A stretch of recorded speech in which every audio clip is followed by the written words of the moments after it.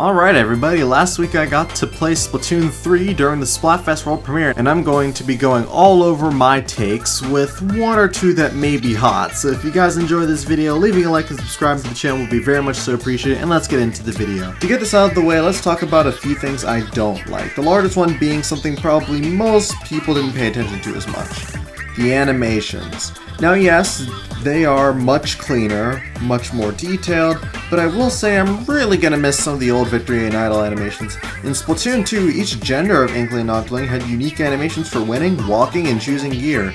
Instead, it's just boiled down to more generic animations. The Inklings are fine, but I think the Octolings suffered the most from this change. Like, I gave Rose the personality she does because of those cute little animations Octoling girls have when they win, walk, or change gear. Now 2 out of those 3 are gone, and the walking animation looks so bland.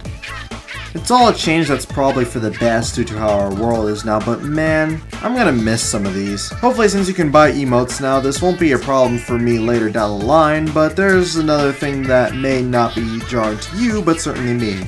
The models. Now again, I'll get used to this, but clearly these characters went through a massive growth spurt in the last year and a half, and they're so much taller and thinner now, which, at least to me, presented a problem. I can't tell what character is a guy or not. Now I love that you can choose your hairstyle to whatever you want. I even used the sweatpants that only girls had access to in Splatoon 2. But with the fact that guys can wear skirts for some reason, and that the only way to tell what gender a character is by checking their eyebrows and backside, at least in the demo, it's kind of annoying for me at least. Now again, this will probably change when we can actually purchase gear to make characters more distinctive, but in the demo at least, I doubt anyone knew what gender each character was if you didn't know the difference between the models. It's pretty confusing. Finally, the stages. Mahi feels more cramped than before. That's about it. Now with all my negative takes out of the way, let's talk about what I actually loved about the Splatfest. Every single match I played was fun. The stages are great, the specials are awesome, tactical or OP, and the music slapped. The game felt much more fast-paced and felt even more aggressive, which was desperately needed after Splatoon 2. Like most people, for the first couple matches I forgot I had the squid roll and surge until I forced myself to use them, and they're great for mixing up movement. I don't substrafe because I never learned how until earlier that week, but even still I feel it's a little helpful, but not necessarily, well, necessary. For fast weapons, it's a fun way to mix up your direction, and the slow weapons, they desperately needed this. Blaster and Dynamo especially.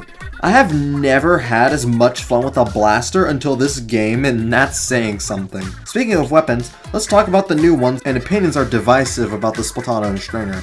On one hand, people say both weapons are too weak, and on the other hand, people think they're amazing. To throw my hat in the ring, I don't really like the Stringer.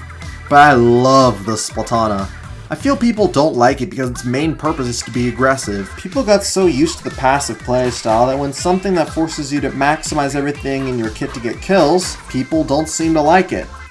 It does nothing else. It doesn't dink turf, it doesn't spam specials, it's devoted to slaying, and I love it. It invalidates short-range weapons with its horizontal slashes and can contest with mid to long-range weapons with its vertical slash. This is what really makes the weapon shine. No matter how far away you are from your opponent, if they are in range and you hit that, it's a set 60 damage, which you can combine with the torpedo to basically 2-shot. It's so satisfying when you pull it off, and I live for that aggressive playstyle, so hey, I'm ahead of the game compared to everyone else. On a side note, is it just me, or is spawn camping much more prevalent now? Like, I can't count how many times me and my team rushed into their spawn area and just kept sending them back. Maybe it was because people don't know how to deal with it because they're new or something. Now, let's talk about Tricolor, and if there are any Team Scissors members watching this, I'll give you this one thing. As a Team Rock player, I will admit that Tricolor is a little bit unfair. The Ultra Signals are the main culprits of this, being an extra teammate, basically. But everything else I believe is fine. I believe that the mode is fun and enjoyable if done well. I've even seen Scissors win a few, although the majority were won by Team Rock, let's be honest here. It's a comeback mechanic meant to put the winning team at a disadvantage, and I look forward to seeing a team that wins both halves of the Splatfest one day, because it will happen. That's about everything I wanted to say about the Splatfest world premiere, and I enjoyed every second of it. The VODs are up if you're interested in spending 6 hours of your time watching me play it, and I may make a video about it another time. But with that, hopefully you guys enjoyed the video, and I'll see you guys next time.